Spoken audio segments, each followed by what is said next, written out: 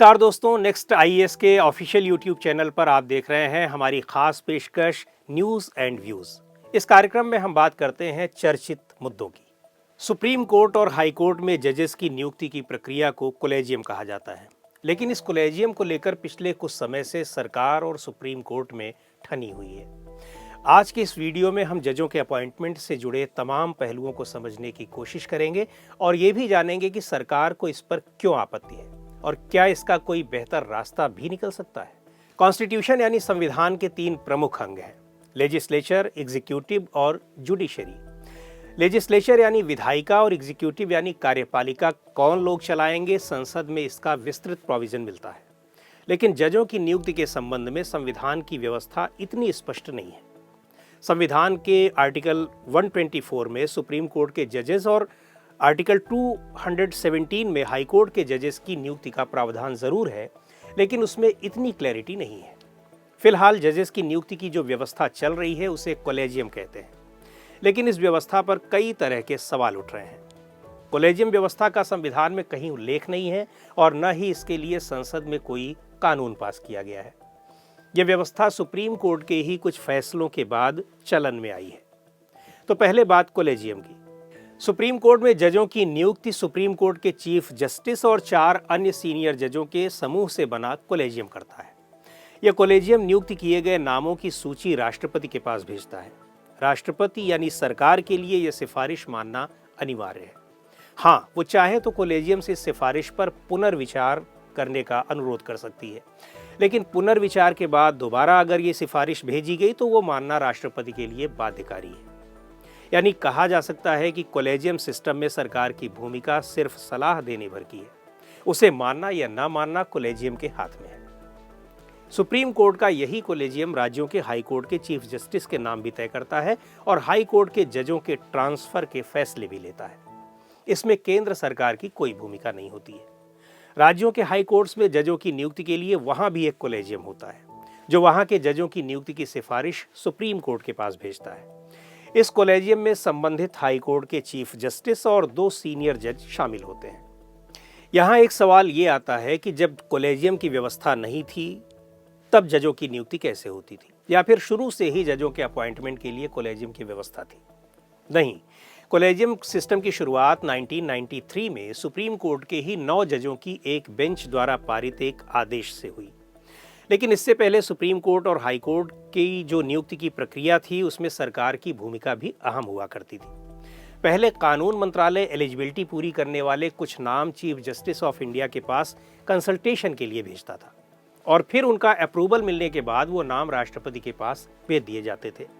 इसी प्रोसेस से high court और सुप्रीम कोर्ट के जजों की नियुक्ति होती थी। ये प्रक्रिया संविधान के आर्टिकल 124 के पैरा 2 और आर्टिकल 217 के आधार पर बनाई गई थी। आर्टिकल 124 पैरा 2 के मुताबिक सुप्रीम कोर्ट के जजों की नियुक्ति CJI यानी चीफ जस्टिस ऑफ इंडिया से कंसल्टेशन के साथ राष्ट्रपति करेंगे। इसी तरह आर्टिकल 217 में कहा गया है कि हाई कोर्ट के जजों की नियुक्ति राष्ट्रपति करेंगे और ऐसा वो CJI संबंधित राज्य के राज्यपाल और संबंधित हाई कोर्ट के चीफ जस्टिस से कंसल्टेशन के बाद करेंगे। अंग्रेजी का ये कंसल्टेशन शब्द कब कंसेंट में बदल गया, यही सवाल इस मामले में कार्यपालिका और न्यायपालिका के बीच विवाद का कारण बनता गया।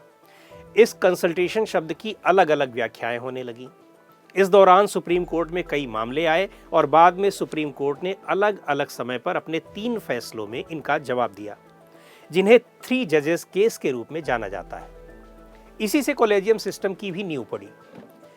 3 जजेस केस मामले में पहला केस 1981 का था, जिसे SP गुप्ता बनाम भारत सरकार के नाम से जाना जाता है।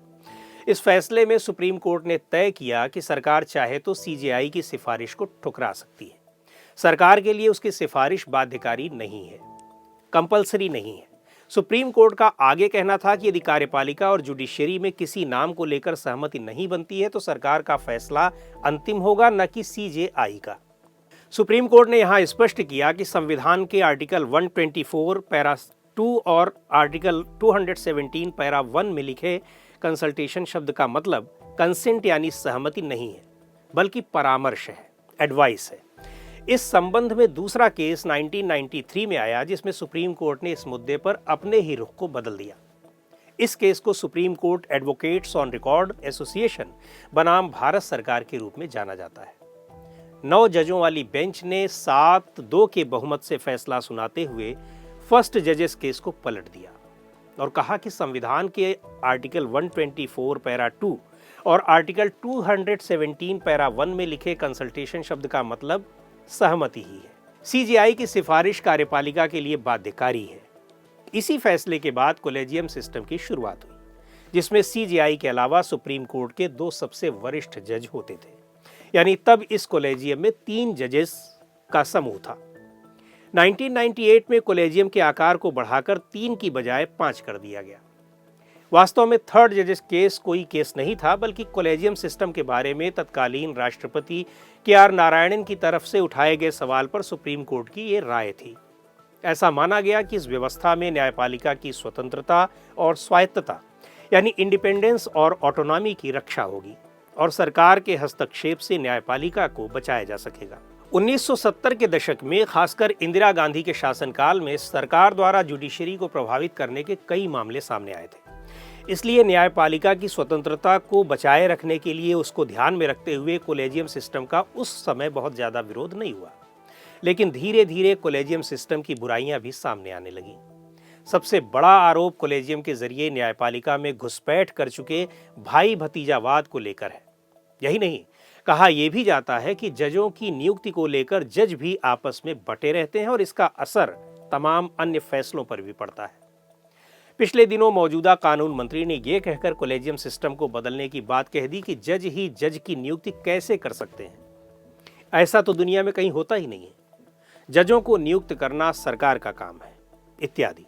प्रधानमंत्री नरेंद्र मोदी ने अपने पहले कार्यकाल की शुरुआत में ही कॉलेजियम सिस्टम को खत्म कर नियुक्ति प्रक्रिया में सरकार, विपक्ष और विशेषज्ञों को शामिल करते हुए एक नेशनल जुडिशियल अपॉइंटमेंट कमीशन यानी NJAC बनाने के लिए कानून बनाया था, जिसे सुप्रीम कोर्ट ने यह कहते हुए रद्द कर दिया कि यह संविधान के मूल ढांचे के खिलाफ है। NJAC कानून दरअसल जस्टिस M.N. वेंकटचलैया आयोग की सिफारिशों के आधार पर बनाया गया था, जिसका गठन अटल बिहारी वाजपेयी सरकार ने 1998 में जजों की नियुक्ति के लिए पारदर्शी सिस्टम बनाने के मकसद से किया था। इस आयोग ने सिफारिश की थी कि एक नेशनल जुडिशियल अपॉइंटमेंट कमीशन बनाया जाए जो सुप्रीम कोर्ट और हाई कोर्ट के जजों की नियुक्ति करे।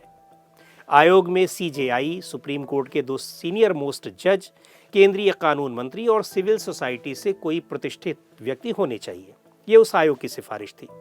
NJAC कानून के तहत जिस आयोग के गठन की बात कही गई थी उसमें भी 6 सदस्यों का प्रावधान था। कॉलेजियम सिस्टम के समर्थकों का कहना है कि जजों की नियुक्ति का सिस्टम सही चल रहा है।